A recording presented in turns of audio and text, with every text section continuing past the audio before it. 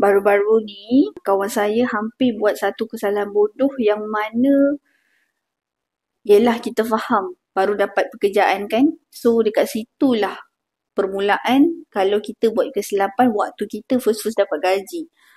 Yang mana, pada awalnya bila dia dapat gaji, dia share dekat saya yang dia ni memang betul-betul nak celik kewangan. Bila dia dah cakap dia nak celik kewangan, dia terus share. Dia nampak satu yang tempat yang mana kalau dia simpan emas tu, dia boleh dapat amount yang sangat rendah. Yang mana bila dia simpan RM10, dia dah boleh dapat dah 0.01 gram. Dan benda tu yang menyebabkan dia rasa excited dan dia rasa okay. Ini adalah permulaan yang terbaik. Tapi, nasib baik dia tanya dekat saya. Dia kata, Hazira, sesuai tak aku simpan emas ni?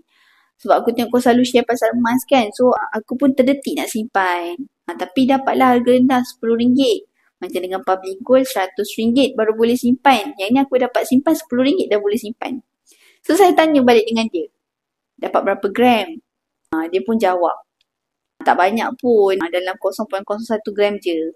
Saya pun diam macam, okay, dia nak simpan emas 0.01 gram. So, saya pun share lah dekat dia. Secara tak langsung.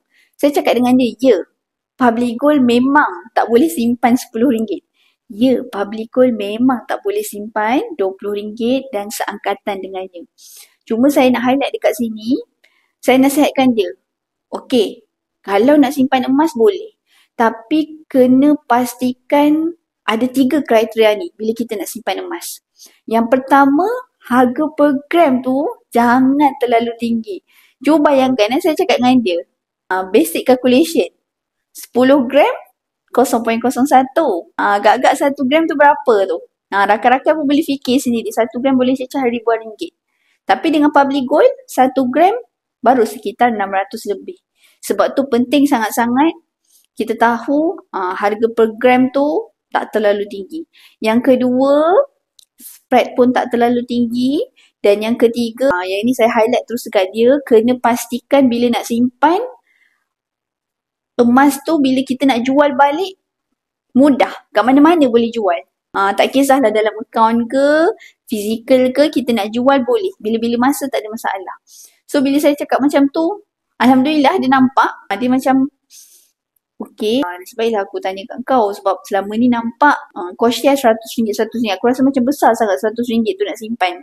Tapi bila betul-betul tengok, rupanya RM100 lagi berbaloi daripada kalau kita simpan RM10 dapat 0.001 gram, 0.01 gram.